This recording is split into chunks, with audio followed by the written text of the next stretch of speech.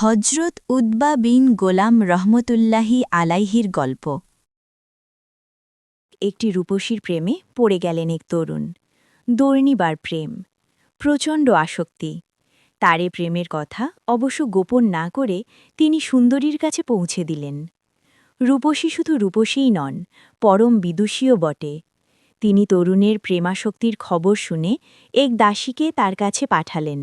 যে তরুণের কাছে জেনে আসবে তিনি তার কোন অঙ্গটি দেখে এতদূর আকৃষ্ট হলেন।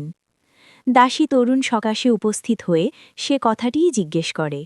তিনি বললেন, আমি তার অন্য অঙ্গ তো দেখিনি, শুধু চোখ দুটিই আমার দৃষ্টিগোচর হয়েছে। ওই চোখের আকর্ষণেই আমি প্রেমে পাগল হয়েছি। উত্তর নিয়ে দাসী ফিরে এলো, আর সে সুন্দরী তরুণী করলেন কি, নিজের সে অনিন্দ সুন্দর চোখ দুটি উপড়ে ফেলে দাসীর হাত দিয়ে পাঠিয়ে দিলেন তরুণের কাছে।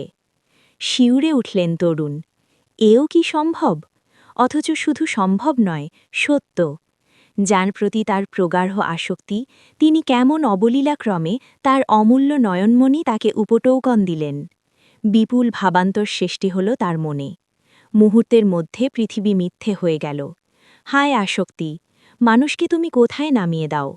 কাল বিলম্ব না করে তিনি ছুটলেন হজরত হাসান বাসরি রয়ের কাছে, আর তার কাছে দীক্ষা গ্রহণ করলেন। শুরু হয়ে গেল তার কঠোর জীবন সাধনা, এবং অনন্ত করুণাময়ের অশেষ ইচ্ছায় একদিন তিনি সিদ্ধি লাভ করলেন। সফলকামে সাধকের নাম হজরত উতবা বিন গুলাম রায়। হজরত হাসান বাসরি রায়ের মুরিদ এক উজ্জ্বল ভক্ত।